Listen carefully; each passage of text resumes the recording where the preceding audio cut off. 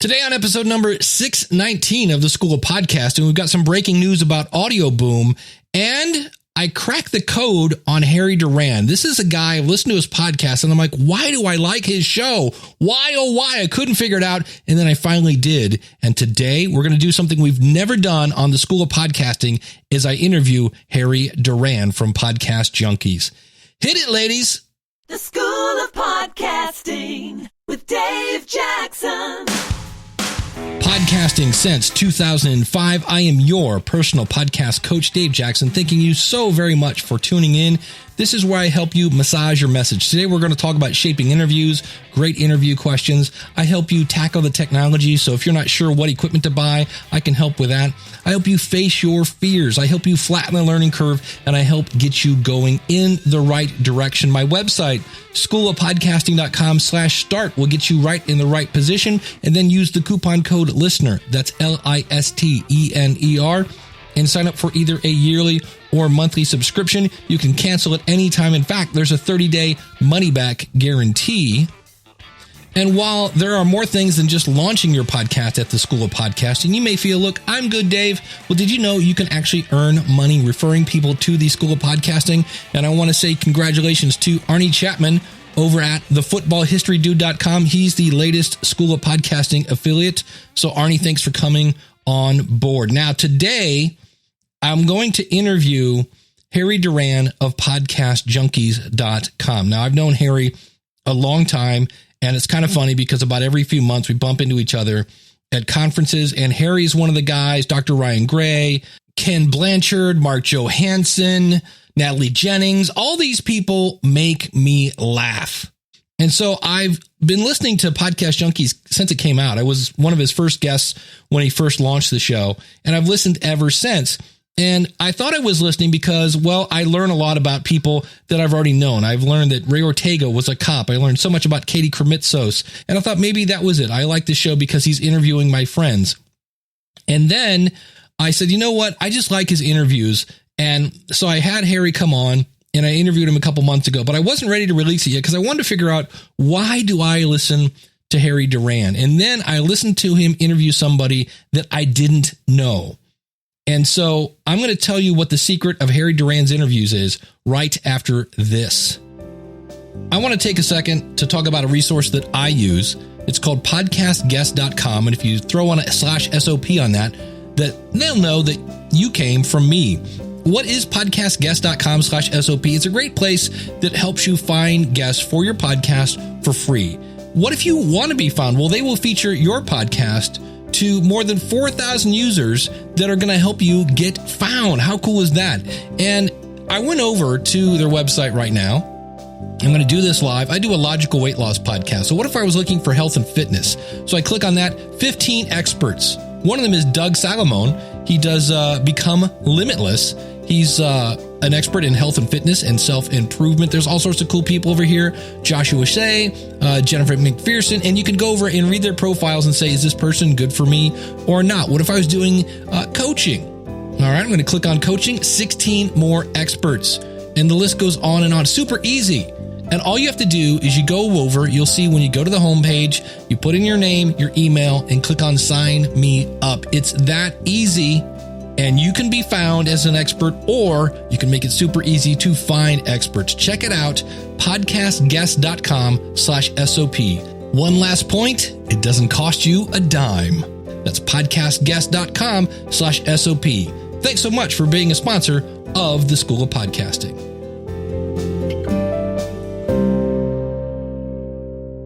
All right, to reveal the secret of Harry Duran, I'm going to do something I've never done on the School of Podcasting, and that is, of course, the lightning round.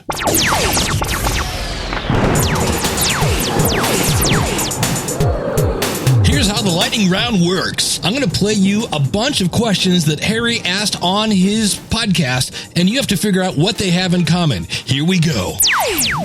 So let's dive into the hard a little bit. What's been so hard so far? Talk a little bit how you about the time you were introduced, or how you connected with John Lee Dumas. How did you end up in door-to-door sales? I'm curious why you think you were successful in door-to-door sales. You take pride in what you do, And I'm wondering where that comes from. What's a relationship with a mentor that stands out for you? What's something that you've changed your mind about recently? Now, it's not rocket science here. And when I say this, you're going to go, well, duh. But he does it really well. And that is he asks open-ended questions that lead to stories. He asks questions that leads to story. Let me give you an example. This was the first question he asked of an interview. If you had to sum up your podcasting experience in 1 to 3 words so far, how would you describe it? And what Harry does here, which is great, he doesn't say things like, has it been crazy? Has it been fun? Has it been what? He shuts up and he lets the person listen. And in this interview, there are times when Harry there's an uncomfortable silence as the person's actually answering the question. And here's the answer that the guest gave. Amazing, hard. Mm-hmm. And let's go for a third one here. Unexpected. So did Harry say, great, now tell us about your favorite book? No, he said this. So let's dive into the hard a little bit. What's been so hard so far? And so I wanted to find out what's going on in Harry's brain when he's doing an interview. Does he do a lot of prep? Does he not? How does he do his interviews? And the other thing is Harry talks very little about himself. So I wanted to know, how did he get to where he is? Here's my discussion with Harry Duran from Podcast Junkies at podcastjunkies.com. Yeah, so you've done 166 episodes. So Harry Duran from podcastjunkies.com. Thanks for coming on the show, buddy. Hey, man. I always jump at the chance to talk with you as well, my friend. Let's get into just how do you pick your guests? What's the criteria? I think it's still, I need to have had some sort of a connection, or, I can probably count on one hand the number of cold interviews I had. And it's only because a press, someone submitted the feedback form, from a publicity agency or something like that. And one of them was the former CEO of Groupon, right? Andrew Mason. If they ask you, can Andrew come on your show? You're going to say yes. Yeah. You're not going to be like, no, we haven't hung out together. I haven't had a drink with him. But there were a couple of others, some folks a guy from the CBC. I listened to his show. I was totally blown away. And so when the quality is so high that you're just really curious about the show, then, naturally those people can come on anytime. But for the most part, because of the nature of the conversations, that they're really just fun and relaxed and candid, and I just try to get behind like the front layer of what they hear, what these listeners hear from these podcasters, and just dig in and it's my natural curiosity. And those conversations are easier when you've had a drink with someone, when you've spent a couple of days at a conference or you've met them. And that's why the majority of my guests come from just some sort of interaction I had, or in the case of Susie Buttress, scratching my own itch. I'm just naturally curious. I think because I know if I'm naturally curious, I'm going to bring that enthusiasm into the interview. The interview you did with Gary Leland was amazing. I think you just wound him up and let him go. Do you do a lot of research on the person so you kind of know where to go? Or do you how much of this is winging it and how much of it is planned? I don't know if I would call it winging it, but I think it's more of being in the moment and really focused and realizing that I only get like really one chance to have this really in-depth conversation. As much as we always try to say we're going to hang out and at a conference and like, oh, we'll catch up again. I don't know that I'll have a chance to have an hour-long conversation with any of the people I've had on my show ever again, just because the nature of our family just keeps getting bigger and bigger. And can you think about like any time where you've been able to have an hour straight conversation at Podcast Movement? It's crazy. That's a good point. A lot of times we just get in our own way, Dave. I mean, we just want to feel like we want to ask the smart question or, get through our predefined list of questions. And to be honest, I don't have a lot of predefined. I mean, if there's a couple of things that I've seen that I'm just really curious or dig into because I know it's going to make for an interesting story, like asking Gary about like how he got started in wallpaper, like stuff like that just sort of lends itself. But it's really focusing in and maybe it's partly picking interesting people as well. How do you know if somebody's interesting? Because I've seen you talk to people. We've talked to some of the same people at different events. And then I see him on your show. I've learned more about it. Like I never knew Ray Ortega was a cop. Yeah. I didn't know Gary Leland used to water or surf, all sorts of stuff. Yeah. So are you hearing those stories at these events and go, oh, this person's going to work? Or how do you know if somebody's interesting? I think if someone's generally interesting from just spending some time with them. And again, this just really comes back to finding people when they're letting their guard down. And as we all know, at podcasting conferences at the bar at like midnight is usually when most people let their guard down, myself included. And you just kind of people just show you like who they really are. And there even some people that I would see as naturally like introverted, like Drew, for example. I know he was the most recent episode. He's a super quiet, I would probably venture to say shy guy. And a lot of podcasters that have come on my show have said that they're introverted, but I feel like some people more than others. And it's just a function of seeing that he was interested enough to come on the show, because if I asked him in person, he said, "Oh, I don't know, we'll see." Then you can already tell that's, you're going to be pulling teeth when he comes on. But he expressed a genuine interest. And I think it was just a function of, realizing that someone who starts a show like that has got to come from an interesting place. Are you taking notes or you're just simply solely listening? I do take a couple of notes, especially when they mention something that seems really interesting. And it's like, oh, and then, I was on this canoe in the Amazon. And then I started podcasting and I was like, wait a minute, canoe in the Amazon. I'm like, jot that down really quick. And then I think it is a bit of a skill, because I don't interrupt them immediately, because then you kind of lose whatever they're talking about in the moment. So if Drew is talking about something, I let him finish his thought, and I was like, that's too good to pass up. And I may not always get to it, but I really want to tease that thread out. And sometimes at the expense of like where a conversation is going. So if we're talking podcasting, but he brings up like, I don't know why I use that example, but that he was in the jungles of the Amazon, that for me is actually more interesting. So I think it's a function of finding the things that are more interesting to you as the host, because those are conversations you're going to want to have, and those are topics you're going to want to have. We can only talk about like podcast downloads and RSS feeds and what's going to happen with Google like for so long, and I think you'll notice, and you'll probably be one of the best people to comment on this, Dave. Is at the end of the day, I don't know what percentage of the time I actually spent talking about podcasting. Not much, and that's what makes your show different. Is you're interviewing podcasters. Yeah. And you talk a little bit about their show and kind of how they got into that. And that's usually the crack in the door. It's like, why did you pick this topic? And then they'll go, well, I was born in such and such. And all of a sudden you're like, wait a minute, you're born in a cornfield and, blah, blah. And then you're off to the races. So that's always kind of fun to watch. That's like, where is it going to go?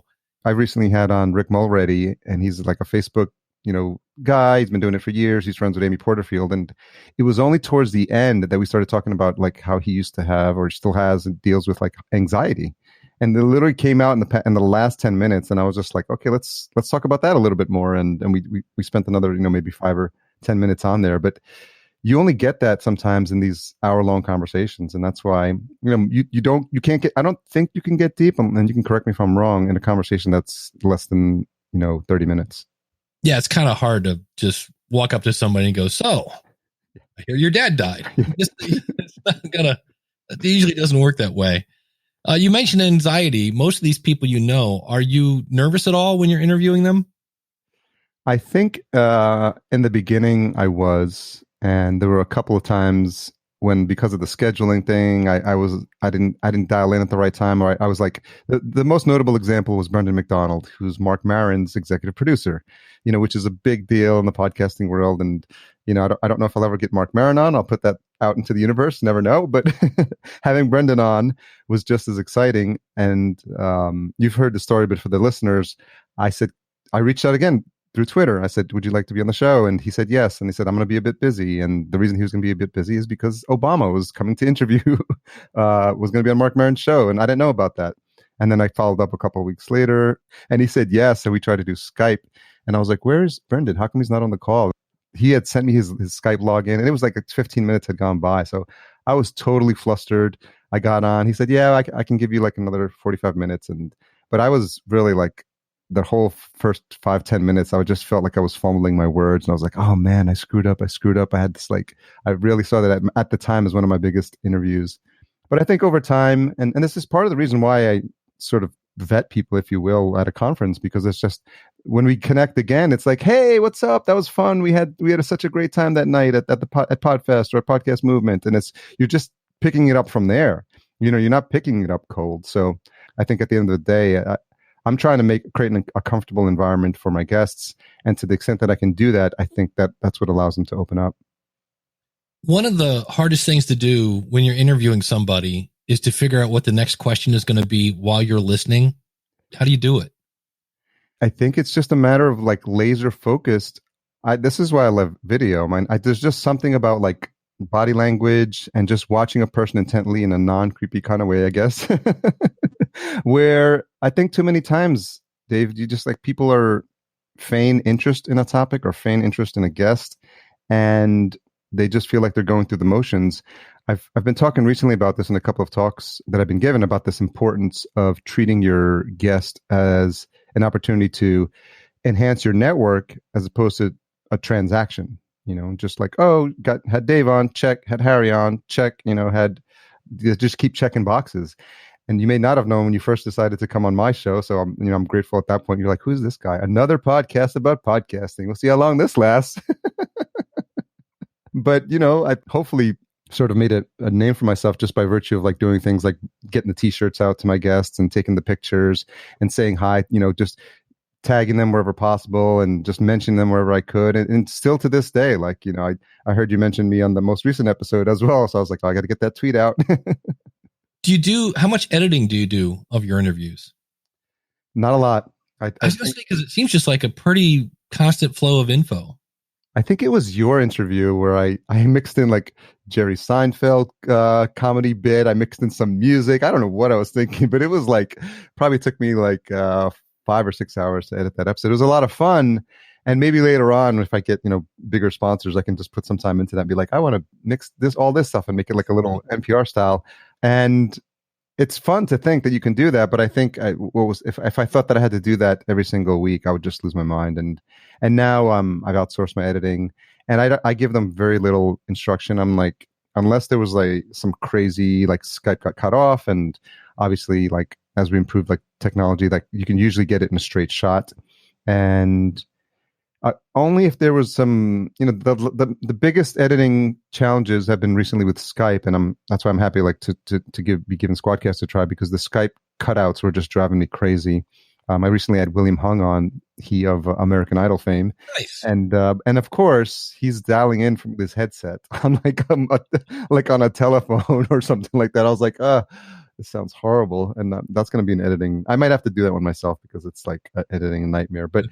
I really think I'm probably conscious of it when I'm having the interview, that I'm like, oh, you know, this is how it's going, and I'm trying to keep the flow going. That's why I know a lot of podcasters say, oh, don't worry, we can edit that out. And I'm like, no, that's going to be more work. I'm like, if we can keep this going and keep this conversation. And it's interesting because it's a challenge, because if you think about it in the real world, you know, maybe if you had a conversation with someone, you would be like, oh, like that's not interesting, or I'll go to the bar, I'll have a drink, then I'll pick it up. And it, you know, could be a conversation that is maybe an hour's worth of content, but you have it over 4 hours in the course of an evening, right?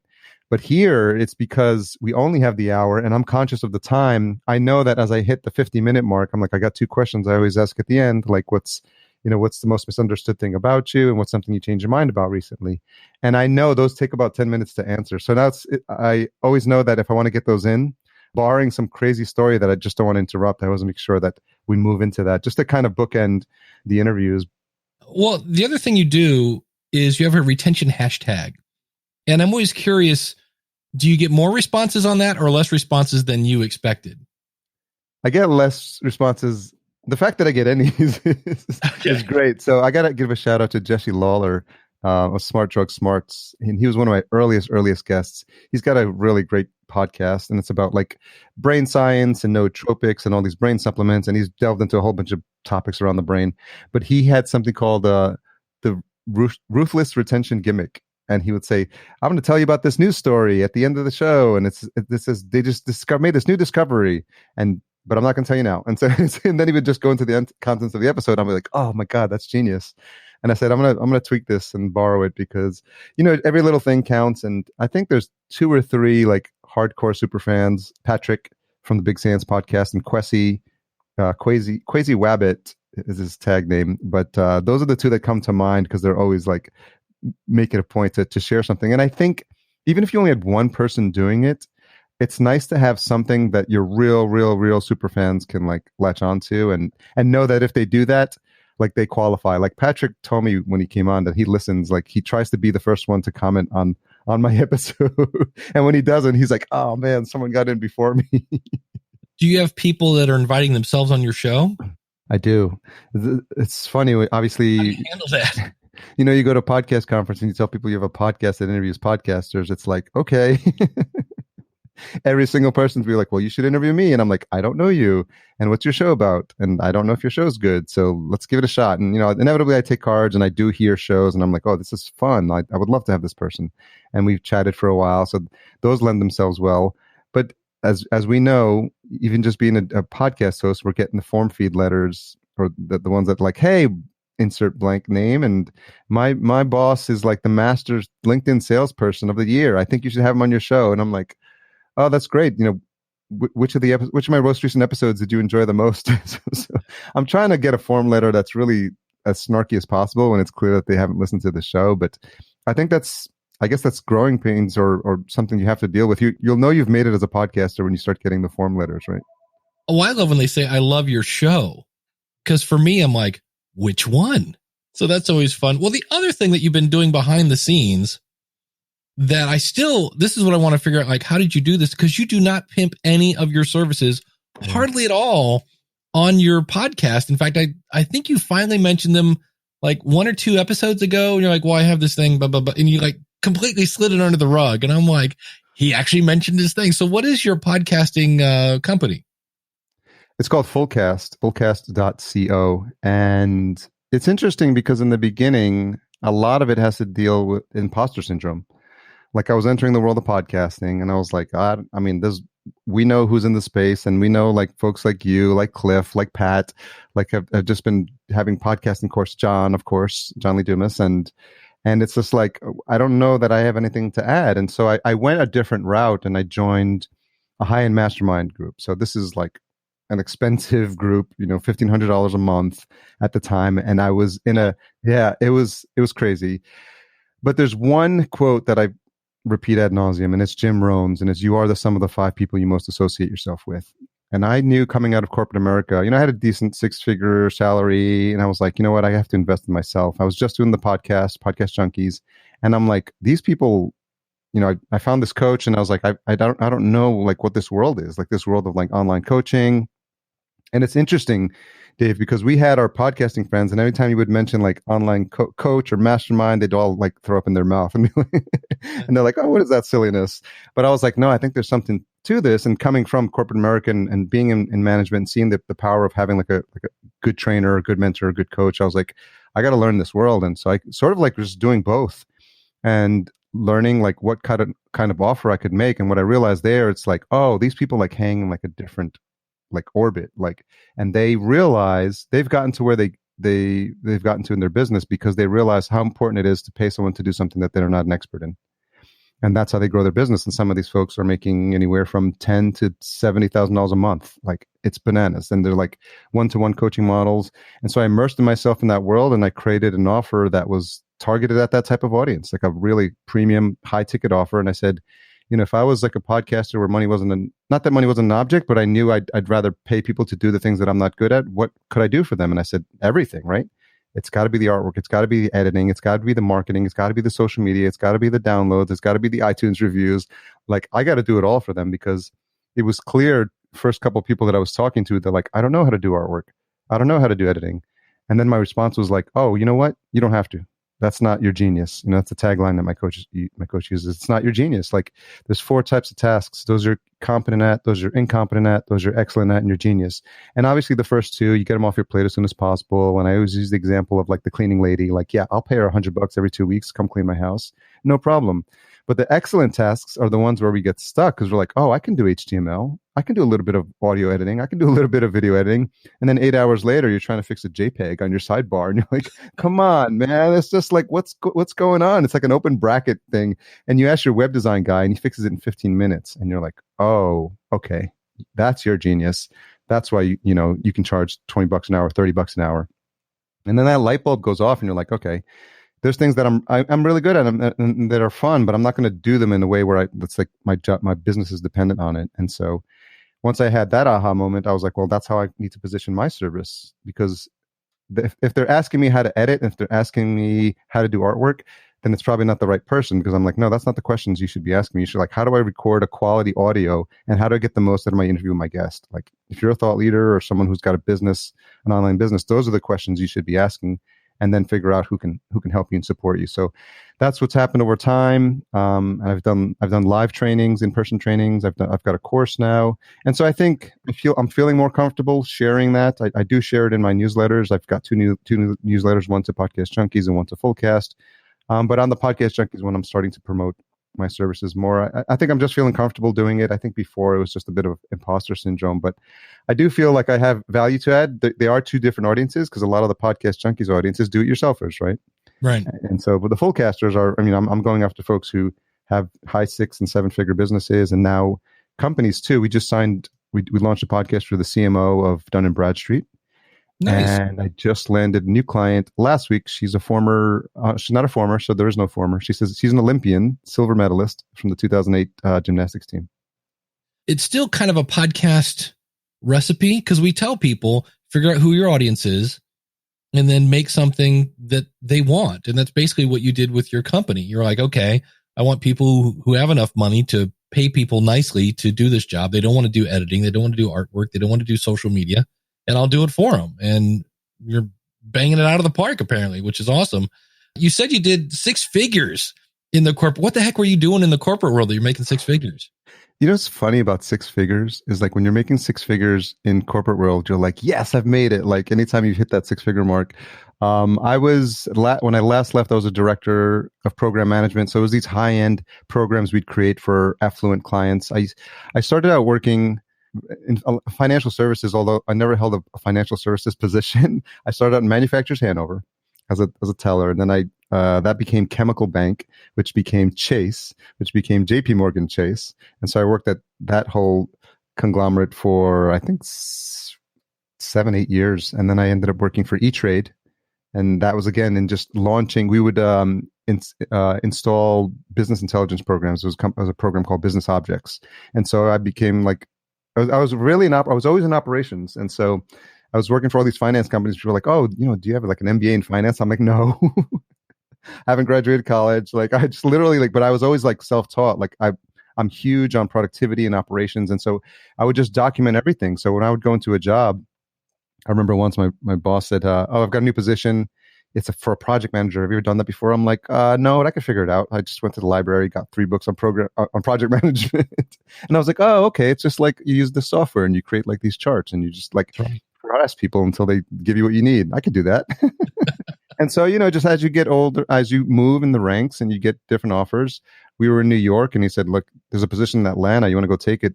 If you do it for 2 years, we'll give you the director position. I was like, okay. And I did it. And, you just got to go where the jobs are sometimes, and sometimes they're not in the city you want. So that's how I ended up with a 6-figure salary. But what's interesting is that when you have it and you're getting a direct deposit in your account every 2 weeks, you're like, this is great. 6 figures as an entrepreneur, not the same thing.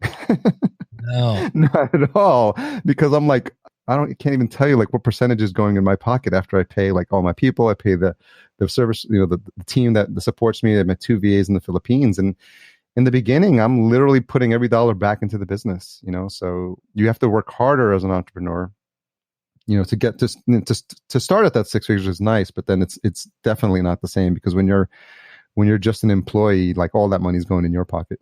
What was the motivation for those that are thinking of someday I want to quit my day job? There's probably somebody out there going, man, if that was my day job, I wouldn't be quitting. I'd be doing the iced tea and just keep doing it until they tell me to quit doing it. Yeah, it's hard to put your like my finger on it, but it's this feeling like there's more to like life, and there's more to I knew that I was just like working, and I did what I needed to do, and then when I had a downtime, I was just on my lunch, I would just sit there reading the New York Times, and I'd just sit at my desk eating lunch for an hour, and it wasn't like an all-consuming thing like oh, I need to figure out this problem. Just like, no, I'm getting paid well to do this job, and I'm going to do it, but it's not something that I would come home and be like, oh, how can I make it better? How can I make it better? I've dabbled in entrepreneurial stuff, and I talked about it a couple times in talks that I've given, and I think one that you heard as well. I was fascinated by the 4-hour work week, and I tried to do a natural travel kit of all things. This was like a travel kit that only had organic products in it. And I ordered like samples of like hemp travel. This is crazy. And I incorporated a company. It was, you got to try a lot of things before you figure out what works. But I still had the full-time job. And then the music played an important part because I grew up DJing, and I've got the vinyl turntables behind me. And we would go to conferences, we would go to music conferences, and I'd see the DJs, and I'm like, is that the DJ that I like that's playing? I can't tell. I know his style of music, but I couldn't tell. So I was like, let's create a mobile app. So a friend of mine helped me. I invested some money in that. And then I went to NMX in 2014 to start a podcast. And I got there and I was like, it's going to be so hard to interview these DJs. Why don't I just interview these podcasters?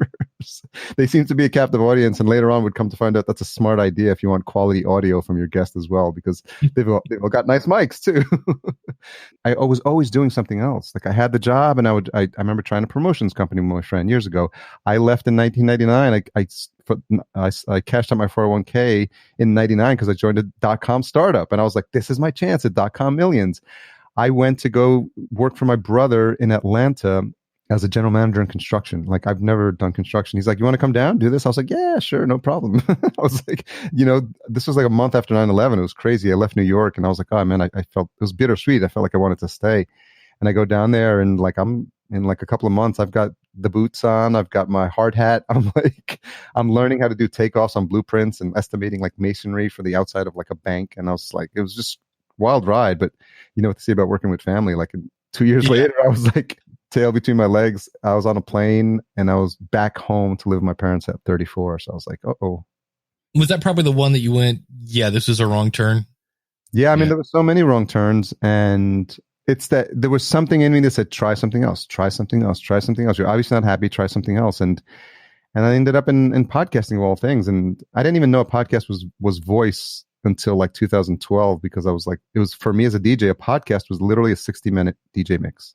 Like, I didn't know anything about that people talked on podcasts. And then I started listening to a couple from a website called Resident Advisor, and they were interviewing DJs. I was like, oh, this is really cool. And then since I was doing the mobile app, I found mobile app podcasts, and then that was the rabbit hole. And one of them mentioned Pat Flynn, and then I found out about the conference. What do you think are some of the more common mistakes that you see podcasters make? Well, it's interesting because in the beginning, I have conversations with people who are just getting started, and they're like, well, I don't know. And, what mic to use. I think in the beginning, it's always a toss up between just get good gear from day one. So, we talk about the ATR 2100 ad nauseum, I'm sure, here, and the new Samsung, well, not new, but Samsung's Q2U as well.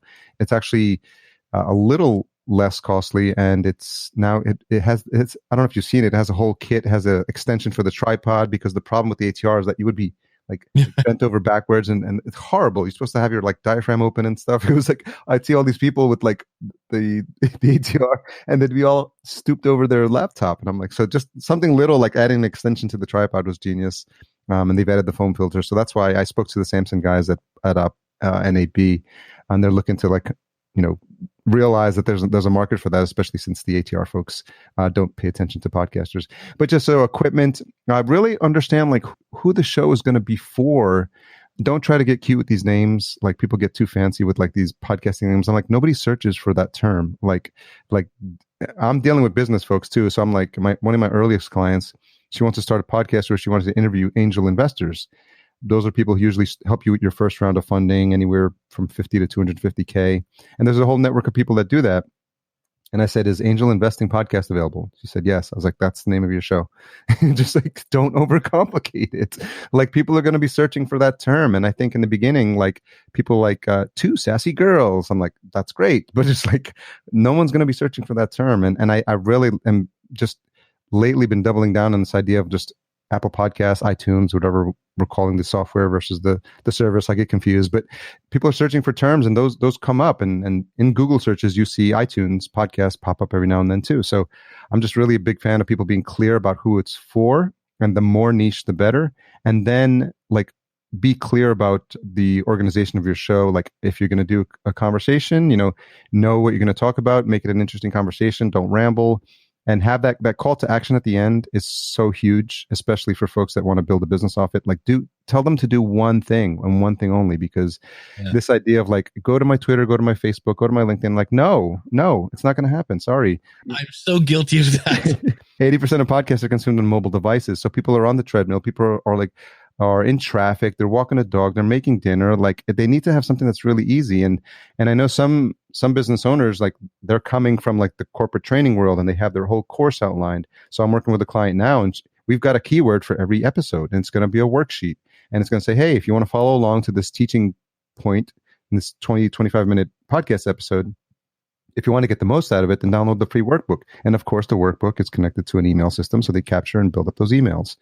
So it's really important. Just have that one call to action and be clear about what you want to say. Something, ideally, if it's something you can measure, even better, so that you know it's coming from the podcast, because then you know, like, oh, use the coupon code podcast or whatever it is. And if you're trying to sell a product, I think it's just, we try to, as a podcaster, we think listeners have this like treasure trove of time that they're just sitting there waiting for your magical instructions on what to do next. Like, tell me, Harry, after I've listened and spent an hour with you listening to your show, what else would you like me to do for you?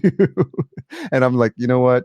I mean, the fact that anytime we get any piece of feedback or someone took an action, I'm still blown away by it. And that's why literally I try to reply to every single social media comment that I come across. Like, and I don't see myself stopping myself from doing that for a long, long time, because I just don't take those listeners for granted. Do you circle back to your guests on a regular basis just to say howdy? I like to think that I do in a more consistent fashion, but because I go to conferences, I'm inevitably running into them, and I'm like, I make it a point to say hi. I make it a point to like spend some time with them. I ran into Gary Leland at Podcast Movement last year, and it was just interesting. Like, I think in the past I've been guilty of just like doing that conferencing conversation when you're staring over the person's shoulder and you're like, oh, look who's there. Oh, should I be talking to that guy, or should I be talking to that person?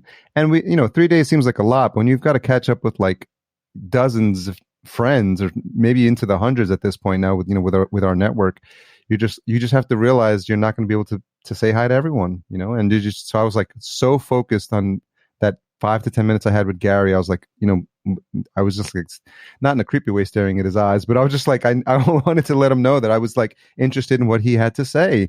And I thought that was an interesting observation that I made on my part. I'm like, I just need to do more of that. Even if, as I grow the show, I've got more and more guests, but it's almost like this cheerleader from the sides. Like, I now have this connection with these guests, and I'm like, if they did do something and I think it's fun, like, I don't know, I think every little bit of publicity helps people. And I just come from that point of just keeping an open eye to seeing how I can help. And if they've got something coming up or a new show, I had Denny Crahy, who was one of my first guests, back on, and because he's got a new book, and he said, hey, I don't know if you do repeat guests a lot. I was like, dude, you were like guest, like single digit guests, like whatever you want, whenever you want, just come on. Like, I'm not, there's no hard and fast rules. Jordan Harbinger came back on, like he went through like a little shakeup with his show, and I was just fascinated to talk to him again. So I think at this point, it's a platform that I'm using to scratch my own itch, and those hour-long conversations I have with people are some of the most fun parts of my day. Well, as I look at the clock, we have 10 minutes. So the 2 questions that are coming your way. What's the most misunderstood thing about you? Ooh, I would have to say that I'm always happy. Okay.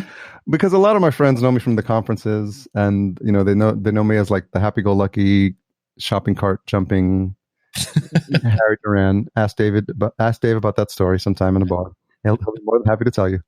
But it's just like, I think I use that as my outlet, because when you're an entrepreneur, it's lonely sometimes. It's like so hard. This is the hardest thing I've ever had to do. Like, start this business has been the hardest thing I've ever had to do in my entire life, hands down. Like, just the ups and the downs, and the losing clients, and the getting clients, and the frustration of like meeting payroll and paying your people and invoicing people and not getting paid, and looking at your bank account balance and just like, what can I pay this week? And just, where do I go for clients? And I'm not trying hard enough to get new clients, and late night editing sessions, and just like all these different pieces is challenging. And so, I mean, I know when we're out there, no one wants to hear you like your hard times, but I think I love the fact that sort of like my podcasting tribe, these new friends that I've made over the past 4 years, they sort of bring out the best in me. And so that's sort of my outlet for those times when I'm really like struggling and really trying to get this thing off the ground and it never stops. There's always new challenges, and there are always different flavors of challenges. But I think most people probably be surprised at how stressed out I get sometimes when they see me as the happy-go-lucky guy at the conferences. But I think that's important for me to have that balance. And of course, the other question is, what's something you've recently changed your mind about? And for those who haven't listened to Podcast Junkies yet, these are the two questions that Harry always asks his guests. So I'm turning the tables on Harry. You would think I'd be more prepared for that. I'm literally like one of my guests, like, oh, that's interesting. Like something I've changed my mind about. I think handing off work sooner rather than later, like just trusting in people that can help you and really empowering them to, if I have dreams of building this into a bigger company and like a $500,000 company or $1 million company, like I'm not going to do it by myself. And just leveraging, like when you find someone, trusting in them that they can do the job. In the beginning, they're not going to do it the way you would like it done, and they'll maybe get it 60% right. I remember in the beginning, I had VAs in the Philippines, and I would write something and they would do it wrong. And I learned early on, like, it's not their fault. It's my fault. I just didn't explain it. There was room for ambiguity. And so what I just learned over time is just like, be more patient with people, especially people that want to help you. And don't be afraid to ask for help, I think, because there's a lot of people that want to see you succeed. And I think if there's a match in skill sets where they've got something that they do really well and you're in a position to help them, I think I just love this idea of creating jobs. It's really interesting. Sometimes when you think about it, we do it on a smaller scale. Anytime we have a contractor work for us, or even, so we ask people on Fiverr to do something. You'd be surprised sometimes, especially in the Philippines, how little it takes to support a family. And some of these, two of the folks that are working with me, they're doing just that with what I'm paying them. And it's really humbling to know that, like, I'm helping them support their family. Well, one of the stories I heard you say at a conference, because you've done a whole bunch of stuff at this point with your background.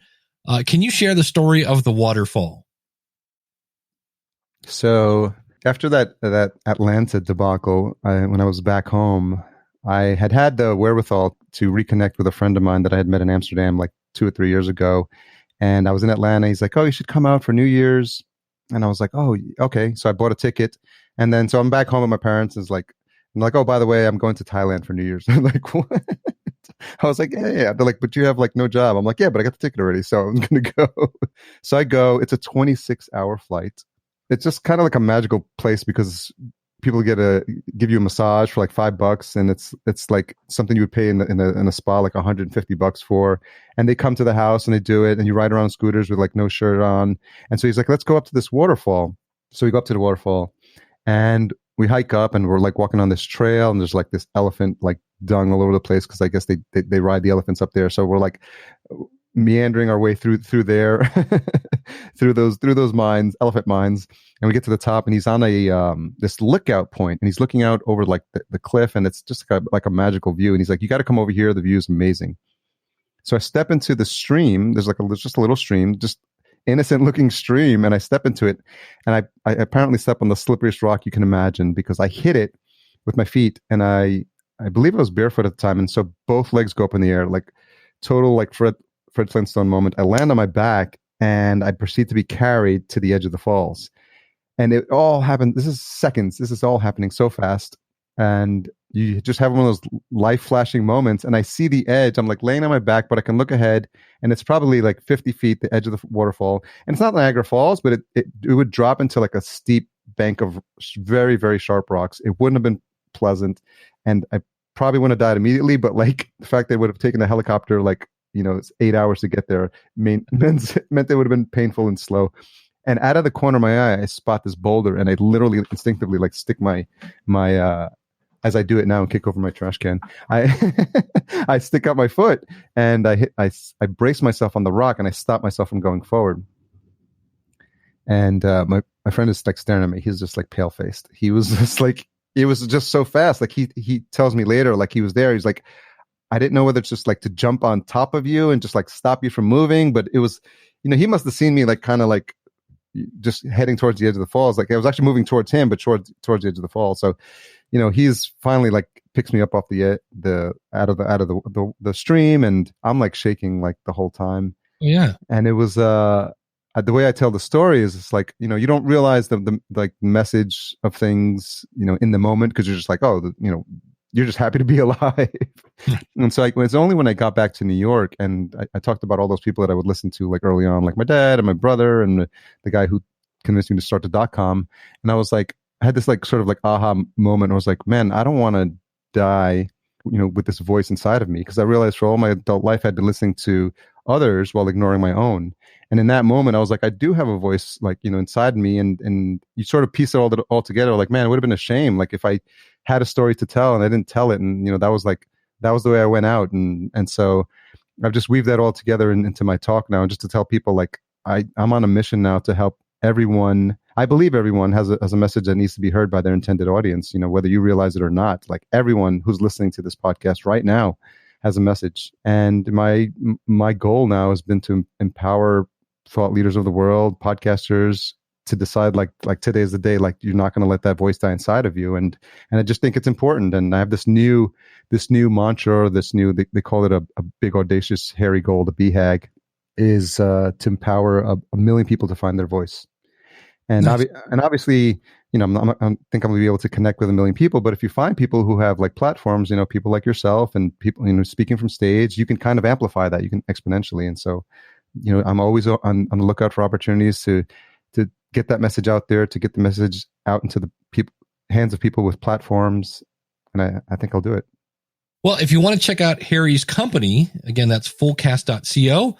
And if you want to check out Podcast Junkies, it's very creative. It's podcastjunkies.com. So, Mr. Duran, thank you so much, man, for your time. I deeply appreciate it. It's great talking to you. Yeah, the hour flies by when you're having fun with friends. So a couple things that I loved about this discussion with Harry. Number one is I love when he says the way that some podcasters go about getting guests. It's like, look, I'm just looking for somebody to go check. Here's Wednesday. Harry's looking for somebody who can I build a relationship with. I love the fact that he is hyper focused when he's listening to people. He actually says no to some people. He doesn't let just anybody on his show. And the other thing that is different is, as Harry said, he doesn't edit. And we heard in the clips I played, he doesn't edit. But for him, knowing that he's not going to edit, he then makes sure to only ask questions that count. That's interesting. For me, I'm like, I love that attitude. I would still edit. I'm always a fan of editing. I'm not a person that's perfect. And that's the cool thing about podcasting. You can do whatever you want. There are no rules, but do not let your voice, your message die with you. You can get your message out into the world. I love that story about the waterfall. And the other thing that Harry does, kind of like I did right there, is Harry knows many times stories that he's going to ask people. He's not going in blind. He's like, look, this is why I'm bringing this person on, and here's a story. And if you listen to him, he'll say, can you just share that story? There's nothing wrong with that. It's not like, hey, I'm going to ask a question and I hope it's the right answer. He knows the answer. He doesn't do gotcha interviews. He's not going to go deep and hard. It's about finding what makes people tick. So I like Harry's show. It's a podcast about podcasting that isn't anything like any other podcast. Like he said, there's not a lot of discussion of RSS feeds over there. So check it out over at podcastjunkies.com. Before we head out the door, a couple of quick items. Number one, there was an article on InsideRadio.com basically saying that the podcast media host Audio Boom is having some serious financial issues. They actually were in a business deal to acquire Triton Digital, and that has been called off. And in the article, it states, in announcing the withdrawal from that deal, Audio Boom said it only has enough working capital to continue operations for 4 weeks. So if you're on Audio Boom, it's time to get off that sinking boat. I recommend Libsyn. It's LIBSYN.com. Use the coupon code SOPFREE to get a free month. And the cool thing is, normally there's an import fee when you import into Libsyn for all your back episodes. They are waiving that if you're coming from Audio Boom or SoundCloud. Now, in full disclosure, I'm an employee of Libsyn, but in full disclosure, I was a customer of Libsyn for 10 years. So I always tell people, I don't say Libsyn is the best because I work for them. I say because Libsyn is the best, I do work for them. That's why I chose to work for them. So I wanted to let you know about that. Also, I want to bring up that you got to get them in quick, because next week is our episode that you and I create together. And that is where we have the question of the month. And this month we have kind of two. So depending on where you're at with your particular show, I want to make sure that you can answer it. And I need these by May 25th, 2018. Number one, are you planning on starting a show soon? Let's say this year. If so, what is it? And then the other one is, if you've had a sponsor on your show, how did you get it? Did they approach you? Did you approach them? Or did it come from your media host? And man, I've got some data that I cannot wait to share with you next week about dynamic ad insertion. Oofa. Wait till you hear that. But go out to schoolofpodcasting.com/contact. There are multiple ways you can leave your question there. You can call it in. You can email me, dave@schoolofpodcasting.com. Please, in the subject line, put May question of the month so I don't lose it. And again, I need those by May 25th. Thank you so much for listening. And as I said earlier, I love that story from Harry. Do not let the story inside you go unheard. I would love to work with you. There are multiple ways we can do this. Go to schoolofpodcasting.com/work with me. You can sign up for the School of Podcasting. You can work with me one-on-one. You can have a podcast review. There are multiple ways. One website, all you have to remember is schoolofpodcasting.com/work with me. There are quick start programs. There are mentoring programs. There's a ton of it, but you only have to remember one website, schoolofpodcasting.com/work with me. I will see you next week with your answer from the question of the month. Also, just a reminder, don't forget to mention your podcast. That's my way of saying thank you. Be sure to mention, hey, I do the Tom and Steve show where we talk about pop culture. Find us at Tom and Steve Show podcast.com/whatever. And that way, give yourself a little plug. That's always in there with the question of the month. So thank you so much for tuning in. I really do look forward to helping you and working with you and get that message out into the world. Thanks so much. We'll see you next week. Until then, class is dismissed.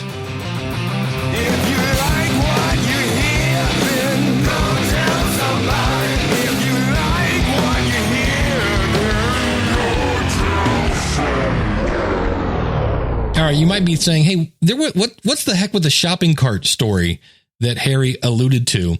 So it's my birthday at PodFest in Orlando last year, and I'm there with Master Cauldron from Cauldron Script. I'm there with Dr. Ryan Gray from medicalschoolhq.net. I'm there with Jen Briney from Congressional Dish. I'm there with Natalie Jennings, the world's greatest photographer, and Harry Duran, Podcast Junkies, and a bunch of other people. And because it was my birthday, I'd had an adult beverage. I think I'd had a beer, and I rarely ever drink. And so then Natalie gave me a glass of wine. And so I'm like, okay. And we were out of adult beverages, shall we say. So we walk over to a Walgreens, and Harry and I, we're all singing along. We're having a good time. And there's a shopping cart there. And Harry looks at me and goes, I'm going to leap over that shopping cart.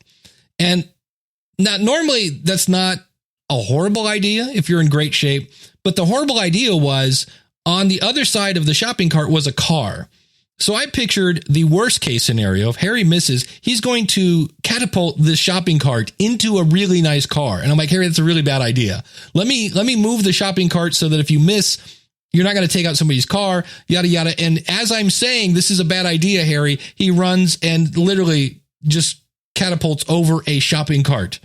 Didn't touch it. It was great. It was amazing. But for a second, that could have been really, really ugly.